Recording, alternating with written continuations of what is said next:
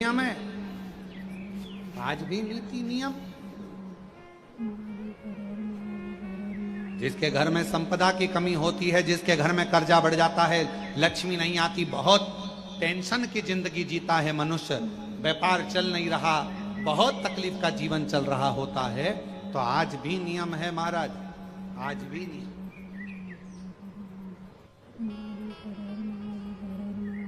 इस सोमवार शुक्रवार ये दो वार ऐसे हैं, इन दो वार को यदि कटोरी में थोड़ा सा शहद रखकर, मधु रखकर यदि लक्ष्मी जी का स्मरण किया जाए और माता लक्ष्मी जी का स्मरण कर कर एक लाल पुष्प उस कटोरी के सम्मुख में माता लक्ष्मी का नाम लेकर रखा जाए और बाद में वही शहद, वही मधु और वही पुष्प सोमवार का दिन और शुक्रवार के दिन लक्ष्मी का पूजन कर कर, स्मरण कर कर, दूसरे दिन शुक्रवार के दिन पूजन करें, शनिवार के दिन उस मधु का, उस पुष्प का विसर्जन करें, सोमवार के दिन पूजन करें लक्ष्मी जी का स्मरण कर कर, और मंगलवार के दिन अगर विसर्जन करें, 5 या 7 सोमवार या शुक्रवार को यदि आप मधु का भोग लक्ष्मी जी को लगाना प्रारंभ कर दें, शिव का नाम स्मरण कर कर, तो उसके घर में कभी संपदा की कमी नहीं होती, लक्ष्मी उस संपदा को बढ़ाती। और हम तो यहां तक कहेंगे, प्रयास करो, अगर आपके घर में छोटा सा शिवलिंग विराजमान है, आपके घर में अगर छोटा सा शंकर जी का शिवलिंग है, छोटा सा शंकर भगवान का शिवलिंग है, या आपके घर में कुबेरेश्वर धाम का कंकर है, और आपके घर में यदि शंकर भगवान का शिवलिंग है, या सीहोर का रुद्राक्ष हो, या शंकर भगवान का शिवलिंग हो, या कंकर शंकर हो, तो निवेदन है जहां पर भी शिवलिंग आपके घर में विराजमान है, अगर छोटी सी कटोरी में एक बेलपत्र को आप नीचे रखिए, छोटी सी कटोरी उस बेलपत्र के ऊपर रखकर उसमें थोड़ा सा मधु, शहद शंकर भगवान की साक्षी में शिव जी के सामने अगर शुक्रवार की शुक्रवार रखना प्रारंभ कर दो, धीरे धीरे संपदा की वृद्धि अपने आप होना प्रारंभ होगा। शुक्रवार के दिन बेलपत्री के वृक्ष के नीचे बैठकर घृत का दिया लगाकर शरीर में जो रोग है उसका स्मरण कर कर, शंकर जी से विनय कर कर, हे भोलेनाथ, आपने शुक्र देवता को संजीवनी मंत्र दिया है, तो क्या आप मेरे को वो मंत्र प्रदान नहीं करोगे? मेरे रोग, मेरी बीमारी, मेरे दुख को आप नहीं हरोगे? शिव से कहो, ये शरीर आपने दिया है और भजन करने के लिए दिया है, स्मरण करने के लिए दिया है, कीर्तन करने के लिए। यह स्कंद पुराण कहती है महाराज कि भगवान नारायण स्वयं इस जड़ के नीचे अपना विश्राम करते हैं महाराज, इस जड़ के नीचे। प्रयास करा करो, एक चुटकी हल्दी, कितनी? मात्र एक चुटकी हल्दी, आंवले के वृक्ष के नीचे भगवान हरि हर महादेव के नाम से रखकर उस पर पूर्व मुख कर कर, पूर्व की ओर मुख कर कर जल समर्पित करना प्रारंभ कर दीजिए। आप अगर प्रयास करेंगे, शुक्रवार की शुक्रवार करें, या नवमी की नवमी करें, अष्टमी की अष्टमी करें, प्रदोष की प्रदोष कर लें। मन जब दो होने लगे तब एक श्वेत पुष्प लेकर उस सफेद पुष्प में थोड़ा सा हल्दी और कुंकू का लेपन कर कर किसी भी शंकर के मंदिर में, शंकर के शिवलिंग पर यदि ब्रह्मेश्वर महादेव का नाम लेकर उस फूल को, पुष्प को समर्पित किया जाता है, फूल को चढ़ाते समय, फूल जब समर्पित किया जाता है तो फूल का जो मुख है, जैसे ये डंडी है फूल की, और फूल का जो मुख है, जहां आप बैठे, इधर बैठे हैं तो इधर, उधर बैठे हैं तो उधर, इधर बैठे हैं तो इधर, फूल का मुख अपनी ओर होना चाहिए। उस भगवान शंकर के शिवलिंग पर ब्रह्मेश्वर महादेव का नाम लेकर यदि वो श्वेत पुष्प हल्दी और कुंकू लगाकर समर्पित करा जाता है तो व्यक्ति का मन बार बार डामाडोल नहीं होता और वो एकाग्र चित्त होकर अपनी मंजिल तक पहुंच जाता है। वो ब्रह्मेश्वर एक पात्र में जल और दूध ले लीजिए, शुक्रवार का दिन।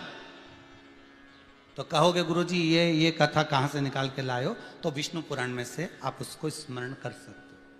काय में से? विष्णु पुराण में से। एक पात्र में देसी गाय का दूध, जल उसमें रखकर, और आपके अगर लड्डू गोपाल हो, यदि आपके घर में ठाकुर जी हो, लड्डू गोपाल हो, विष्णु जी का कोई स्वरूप हो, श्री हरि का कोई स्वरूप हो, तो उस पर शुक्रवार के दिन आप संध्या के समय पर दुर्वा डालकर उस दुर्वा से अगर लक्ष्मी जी के नामों का 108 बार उच्चारण कर कर, घी का दिया लगाकर, कैसर के चावल साथ में रखकर केवल उस जल का और दूध का मात्र छींटा देते हो तो उसके घर में कभी लक्ष्मी की कमी नहीं आ सकती, संपदा बढ़ती चली जाती है। 108 बार लक्ष्मी के नाम का मात्र उच्चारण कर लेने पर, भगवान विष्णु के चरणारविंद पर, भगवान विष्णु के चरणों पर केवल उस दुर्वा का, जल का, दूध का सींचन कर देने से भी लक्ष्मी की वृद्धि होती, लक्ष्मी देती, दुर्वा बढ़ती है। और दुर्वा का एक बहुत सुंदर गुण है महाराज, बहुत सुंदर गुण है दुर्वा का। जहां पर उसके भीतर गांठ आती है ना, वहां से 2 रास्ते बना देती है। बोलो बनाती कि नहीं बनाती? कभी दुर्वा देखी होगी आपने। जहां गांठ आई वहां 2 रास्ते बनाएगी, फिर गांठ आई फिर 2 रास्ते बनाएगी, फिर गांठ आई फिर 2 रास्ते बनाएगी।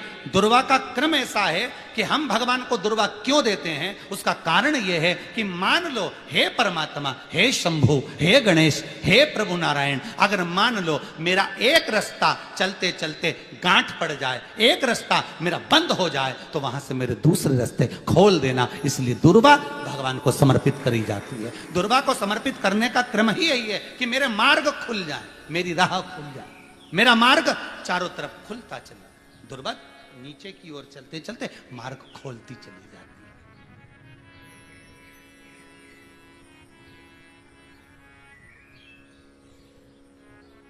अमृत है ये, इसलिए नष्ट नहीं होती। तोड़ के रख लेना, प्रैक्टिकल करके जरूर देखना। सियोर वाला महाराज कहीं झूठ तो नहीं बोल रही है। तोड़ कर रखो दुर्वा को, बोरी में भर कर रखो। 4 साल, 6 महीने, 8 महीने बाद सूख जाए, बेकार हो जाए, उसके बाद भी उसको खेत में, बगीचे में कहीं ले जाकर पटक देना। 8-15 दिन पानी देना, देखो फिर वापस वही हरि की हरि होना, वही कहीं ना कहीं से स्फुटित होते फिर आगे बढ़ना चालू कर देगी। उसका तत्व है अमृत, वो अमर है, मरती नहीं, फिर चालू हो जाती। शिव कहते हैं यही अमरता है, यही अमरता है कि दुख आया तो मरने की नहीं सोचना है। तकलीफ आई, कष्ट आया, रोग आया, बीमारी आई, थोड़ा सा तकलीफ आ गई, थोड़ी बीमारी आ गई, थोड़ा दुख आ गया, तो ये मत सोचना मैं मरना है। नहीं नहीं नहीं, अभी तो और जीना है। तो किस लिए जीना है? कोई कहेगा इसको कहीं आसक्तियां होंगी, घर की, परिवार की, कुटुंब की, कबीले की, इसलिए जीना चाहती है, इसलिए जीना चाहता। नहीं, आसक्ति एक रखना कि मैं जीना इसलिए चाहता हूं, मैं और जीना चाहती हूं, इसलिए चाहती हूं कि अब मैं भगवान का भजन करना चाहती हूं। अभी तक मैंने परिवार, कुटुंब, कबीले, संसार के लिए करा, अब जितनी जिंदगी दी उस मालिक ने, अब मैं उसका भजन करूं। दुर्वा भगवान विष्णु को चढ़े, दुर्वा गणेश जी को चढ़े, दुर्वा शिव जी को चढ़े, दुर्वा ब्रह्मा को चढ़े, दुर्वा इंद्र को चढ़े, दुर्वा पितरों को चढ़े। कितना सुंदर कहा है। जिसके घर में पितृदोष प्रबल होता है, बहुत प्रबल पितृदोष है, तो उसके घर के जहां पानी का मटका रखा था, पितृदोष मालूम है ना? पितृदोष का लक्षण क्या होता है? 1 रुपए कमाओ, 1.25 रुपए खर्च हो, समझ लेना पितृदोष। रात्रि को सो गए तुम, बड़े चक नींद आ गई तुमको, बहुत प्रेम से सो गए, सोने के 1.5 घंटे या 2 घंटे बाद तुम्हारी नींद खुल जाए और कम से कम आधे घंटे तक तुमको भूख लग रही हो, समझ लेना पितृदोष। सोकर उठने के बाद में जैसे ही 1-2 घंटे की नींद हो गई और अचानक नींद खुल गई और तुम्हें भूख लग रही है, भूख लग रही है, प्यास लग रही है बहुत तेज, अभी सोए हो, 1.5 घंटा ही हुआ, 2 घंटा ही हुआ, भूख लगने लगी, बहुत तेज भूख लग रही है, समझ लेना पितृदोष है। पितृ भूखे हैं, भोजन की याचना कर रहे हैं, भोजन की याचना। सोने के बाद तत्काल नींद खुले 2 घंटे के बाद, भूख लगे, उसका भी एक समय बताया है महाराज ब्रह्मवर्ता पुराण के अंतर्गत कि रात्रि को सोने के बाद में 1 घंटे की नींद हो जाए और उसके बाद में 2 घंटे के अंदर वापिस नींद खुल जाए और भूख लगने लगे तो समझ लो पितृ भूखे हैं, भोजन मांग रहे हैं, अन्न मांग रहे हैं, पितृदोष है।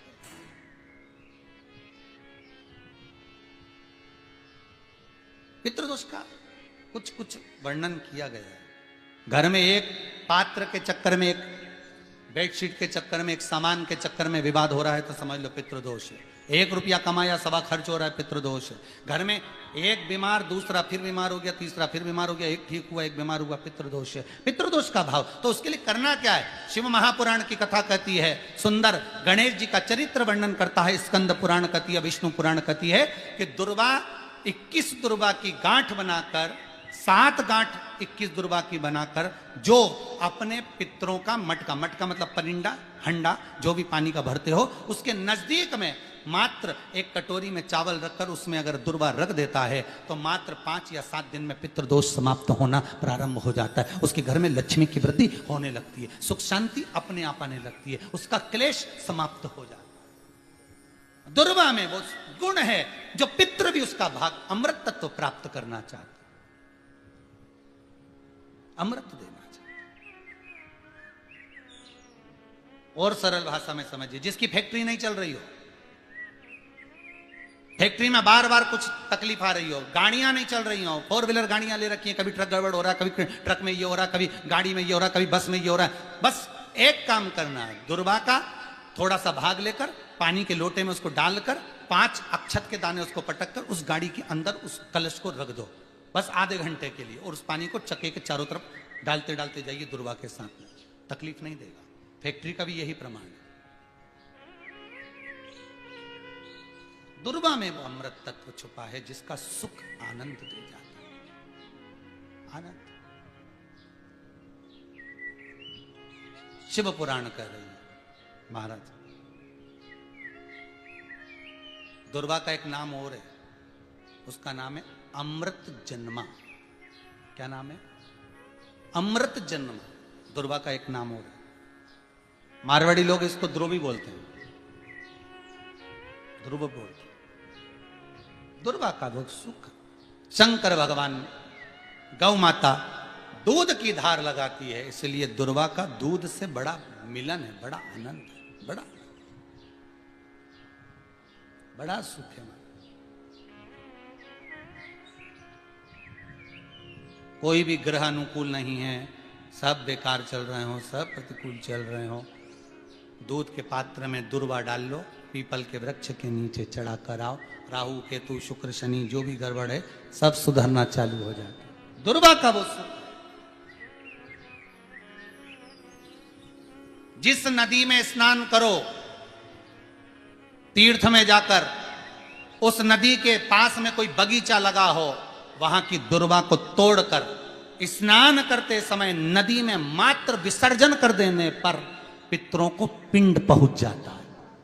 मात्र उस दुर्वा का विसर्जन कर देने पर पितरों को पिंड का भाग मिल जाता है। अभी ना तो तुम्हारे पास में आटा है, ना तुम्हारे पास में चावल है, ना तुम्हारे पास में पिंड है, ना कोई तुम्हें संकल्प छुड़ा रहा है, ना कोई तुम्हारे पास में वस्तु है, उसके बाद भी पितरों को भाग मिल रहा है। काय से? केवल एक दुर्वा के तत्व से। स्नान करने से पहले पवित्र नदी में, गंगा यमुना नर्मदा सरयू आदि किसी पवित्र नदी में आप स्नान कर रहे हो, वहां के बगीचे में घूमकर आप जाते तो हो, पैदल ही नहाने जाते हो, तो घाट के आसपास में कोई बगीचा, वहां की दुर्वा तोड़ ली, एक दुर्वा नहाने से पहले अपने पूर्वजों पितरों के नाम से नदी में छोड़ दी।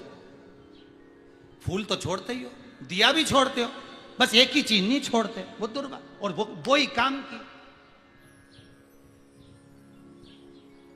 वही काम की। तुम कुछ छोड़ो ना छोड़ो, एक दुर्वा का भाग छोड़ दिया, वो पितरों के लिए सुख प्रदान करने वाला। शिव पुराण कह रही है महाराज, देवताओं को अमृत कितनी बार मिला? एक बार। दुर्वा को अमृत कितनी बार मिला? जम के बोलिए। 5 बार।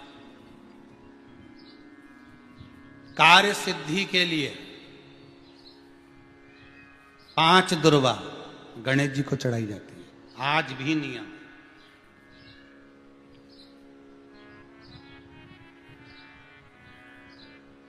कभी आपको मौका मिला हो और आपने रावण संहिता पढ़ी हो। कौन सी संहिता? रावण संहिता। क्योंकि रावण शिव का उपासक था, भजन करने वाला था। शिव तांडव स्तोत्र आज भी लोग रावण का एक आनंद में पढ़ते।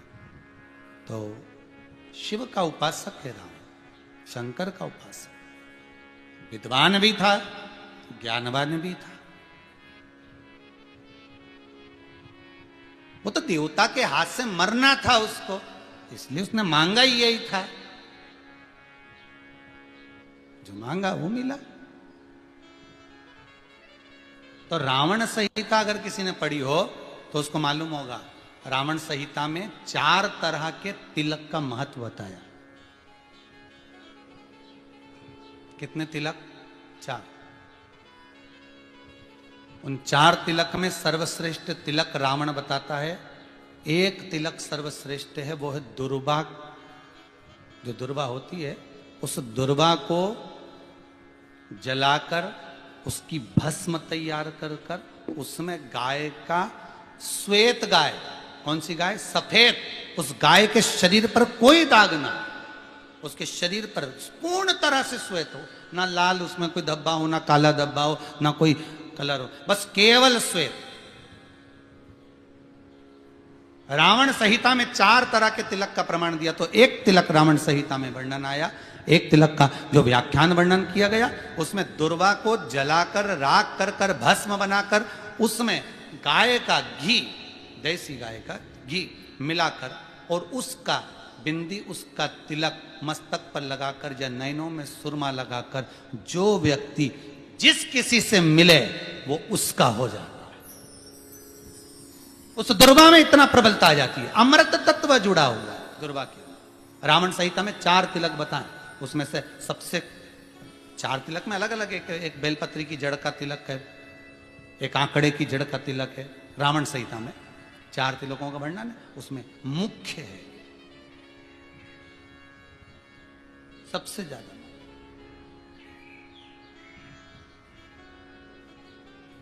हम तो कहेंगे, अगर मान लो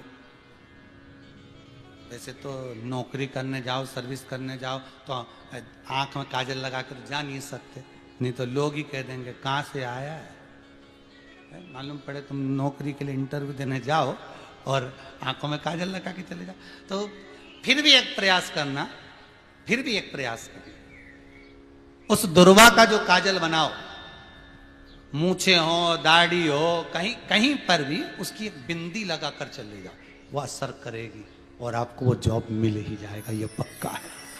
उसमें आकर्षण होता है। दुर्वा आकर्षण का केंद्र करती है। आपको कभी आपके नयनों में दर्द हो रहा हो, जलन हो रही हो, तो आप दुर्वा, हरी भरी जहां दुर्वा हो वहां थोड़ी देर चलने का प्रयास करिएगा, आपके नेत्रों का विकार समाप्त हो जाएगा। दुर्वा में वो एक सुख है, वो अमृत छुपा हुआ है।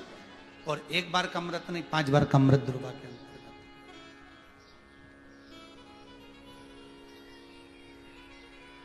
कौन से देवता हैं जिनके ऊपर दुर्वा का जल दूध में मिला हुआ छीटा जाए? श्वेत गाय के। देखो दूध का प्रमाण बार बार दुर्वा के साथ आया, उसका कारण क्या है? क्या कारण हो सकता है उसका? उसका एक कारण है, समुद्र मंथन के समय पर सबसे पहले कुछ निकला था, तो समुद्र मंथन में सबसे पहले निकली थी गौ माता निकली थी। क्या निकली थी? गाय। सबसे पहले निकली थी गाय। और कितनी गाय निकली थी? 5। पहली नंदा, दूसरी सुभद्रा, तीसरी सुरभि, चौथी सुशीला, 5वीं बहुला। ये 5 गाय समुद्र मंथन में निकली। अब समुद्र मंथन में जब गौ माता निकली तो सारे 33 कोटि देवता मंथन में जो लगे हुए थे, उन मंथन को करते करते देवता थक चुके थे। सारे देवता थक चुके थे। बहुला सुरभि और सुशीला से बोली, सुभद्रा से बोली, नंदा से बोली, अपना काम है, एक काम करो, अपन आप रूप दूध की धार बहाना प्रारंभ करो, अपने आप दूध की धार हम मृत्युलोक में हम भेजें इन देवताओं के लिए, तो देवताओं को अमृत तत्व मिलेगा, आनंद होगा। और गौ माता ने ऊपर खड़े होकर जो दूध बहाना प्रारंभ करा, वो देवताओं के मुख में आधा तो गया और आधा दूध समुद्र पर जब गिरा, और जो मंथन चल रहा था उस मंथन के चलते, कभी दूध का दही का मंथन करना तो क्या निकल कर आएगा, मक्खन आ जाएगा। वो मक्खन तैरता हुआ समुद्र की लहर से दुर्वा पर जा पड़ा। इसलिए आज भी दुर्वा के साथ में गौ माता के दूध का बड़ा प्रमाण है, वो भी देसी गाय, जर्सी नहीं, विदेशी नहीं, देसी गाय। और देसी गाय का दूध का बड़ा बड़ा प्रमाण है साहब।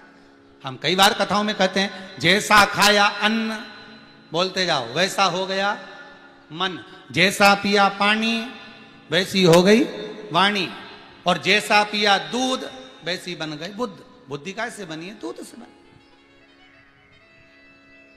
डब्बे का दूध पियोगे तो डब्बे हो जाओगे, थैली का दूध पियोगे तो थैली, बोतल का दूध पियोगे तो बोतल। दूध का बड़ा असर।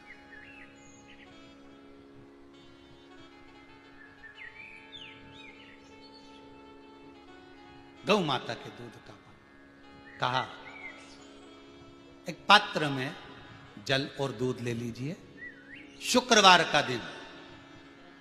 तो कहोगे गुरुजी ये कथा कहां से निकाल के लाए हो? तो विष्णु पुराण में से आप उसको स्मरण कर सकते हो। काय में से? विष्णु पुराण में से। एक पात्र में देसी गाय का दूध, जल उसमें रखकर, और आपके यहाँ अगर लड्डू गोपाल हो, यदि आपके घर में ठाकुर जी हो, लड्डू गोपाल हो, विष्णु जी का कोई स्वरूप हो, श्री हरि का कोई स्वरूप हो, तो उस पर शुक्रवार के दिन आप संध्या के समय पर दुर्वा डालकर, उस दुर्वा से अगर लक्ष्मी जी के नामों का 108 बार उच्चारण कर कर, घी का दिया लगाकर, कैसर के चावल साथ में रखकर, केवल उस जल का और दूध का मात्र छींटा देते हो, तो उसके घर में कभी लक्ष्मी की कमी नहीं आ सकती, संपदा बढ़ती चली जाती है। 108 बार लक्ष्मी के नाम का मात्र उच्चारण कर लेने पर, भगवान विष्णु के चरणारविंद पर, भगवान विष्णु के चरणों पर केवल उस दुर्वा का, जल का, दूध का सींचन कर देने से भी लक्ष्मी की वृद्धि होती है।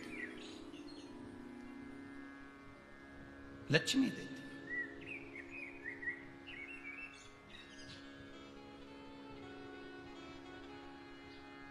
दुर्वा बढ़ती है, और दुर्वा का एक बहुत सुंदर गुण है महाराज, बहुत सुंदर गुण है दुर्वा का। जहां पर उसके भीतर गांठ आती है ना, वहां से 2 रास्ते बना देती है। बोलो बनाती कि नहीं बनाती? कभी दुर्वा देखी होगी आपने। जहां गांठ आई वहां 2 रास्ते बनाएगी, फिर गांठ आई फिर 2 रास्ते बनाएगी, फिर गांठ आई फिर 2 रास्ते बनाएगी। दुर्वा का क्रम ऐसा है कि हम भगवान को दुर्वा क्यों देते हैं, उसका कारण यह है कि मान लो, हे परमात्मा, हे शंभु, हे गणेश, हे प्रभु नारायण, अगर मान लो मेरा एक रास्ता चलते चलते गांठ पड़ जाए, एक रास्ता मेरा बंद हो जाए, तो वहां से मेरे दूसरे रास्ते खोल देना। इसलिए दुर्वा भगवान को समर्पित करी जाती है। दुर्वा को समर्पित करने का क्रम ही यही है कि मेरे मार्ग खुल जाए, मेरी राह खुल जाए, मेरा मार्ग चारों तरफ खुलता चले। दुर्वा नीचे की ओर चलते चलते मार्ग खोलती चली जाती है।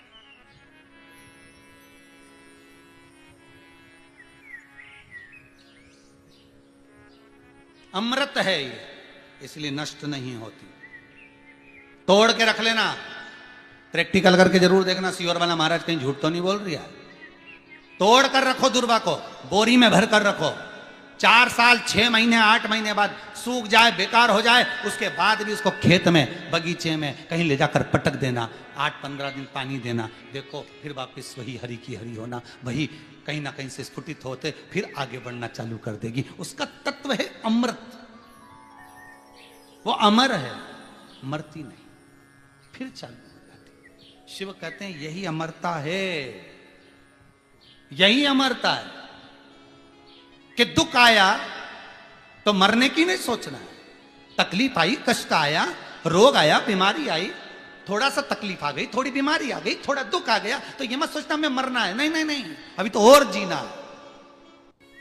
आया दरवाजे तक रोग, आया दरवाजे तक बीमारी, आया दुख दरवाजे तक, दुख क्यों ना आएगा? हमारे पूर्व का कर्म है तो दुख तो मिलना ही है। कोई महाराज जी तुमसे कह दे कि तुम्हें दुख ही नहीं आएगा, मैं बैठा हूं, तो महाराज जी से कहते ना तुम्हारे चरण कहां हमें बता दो, क्योंकि दुख तो आएगा। जैसी करनी वैसी है करनी। जो पूर्व में कर कर आए हो, भले आज तुम किसी को दुख नहीं दे रहे, भले आज तुम किसी को तकलीफ नहीं दे रहे, पर पूर्व का कर कर आए हो वो तो भोगना पड़ेगा। दो कारणों से मनुष्य का शरीर मिलता है, एक कर्म का भोग भोगने के लिए, दूसरा भगवान का भजन करने के लिए। भजन भी करो और दुख भी भोगो। जो मिला है किस्मत में, बड़े प्रेम से मिला, ना जाने क्यों मिला इतना दुख, उसका कारण होगा। वो कारण को ढूंढना बाद में, अपने को ढूंढने की जरूरत भी क्या? अपन तो भजन करो, भजन करोगे तो दुख कटेगा। मंदिर जाने से दुख नहीं कट रहा। दुख कैसे कट रहा है? मंत्र जपने से, नाम जपने से, राम कहने से, कृष्ण कहने से, शिव कहने से, भवानी कहने से। मंत्र जितना जपोगे उतना दुख कटता चले जाएगा, उतना दुख।